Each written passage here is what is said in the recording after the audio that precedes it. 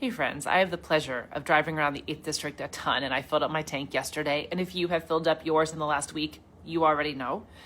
Gas prices here at Evansville have jumped about 30 cents in the last 7 days. Terre Haute up almost 40 cents. And diesel, the fuel that carries, moves every farm, every delivery truck throughout the district and beyond, has crossed over $4 a gallon, and it is still climbing.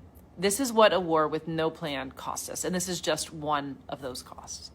About 5 or something days ago, Iran shut down the Strait of Hormuz. That is the waterway that carries 20% of the world's oil. Global oil prices blew past $80 a barrel, and that is up more than $10 from just a week ago, Friday. Because oil touches everything that moves, the price of everything we buy will follow. Fertilizer. We are a heavy ag district. Fertilizer just jumped $70 a ton in 48 hours this past week. And spring planting is weeks away. Farmers in this district are staring at input costs that just blew past every projection that they had, and they cannot wait on a ceasefire to put seeds in the ground. And when diesel goes up, the cost of moving food, moving goods, moving anything from point A to B goes up with it. We pay the cost. One energy analyst said that Americans will spend about $900 million more on gas just in the next 7 days than we did the previous week. $900 million.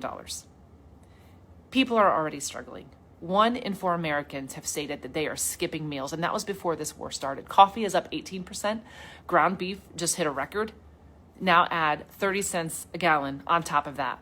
For a family in southern Indiana driving 40 minutes to work each day with no subway or mass public transit, just you, your truck, and the road, that is real money out of a real budget every single week.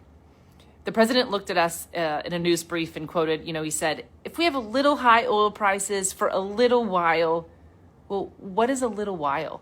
What does that mean? Tell that to the farmer in Knox County filling a diesel tank at $4 a gallon, or the nurse in Vigo County who's driving 35 miles to work, or to the mom in Gibson County who is deciding if she can fill her tank or fill her fridge. A little while is a long time when you are already running on empty. And Congress, including our congressman, just voted to reject the War Powers Resolution. So they basically offered an endorsement of this conflict with no timeline, no exit strategy, and no plan for what it costs us. And they'll be on Easter recess by the end of this month. I have had the absolute privilege, and it is an honor, of sitting across the table from farmers, nurses, small business owners, and families who are sharing their struggles. They were sharing these struggles before this war started and are scared about what comes next. They don't need a congressman who votes and walks away without saying a word. They need someone who stays, who listens, and will fight for the people who are paying the price. And that is exactly what showing up means, and that's what I will do every single day, because I am one of us fighting for all of us.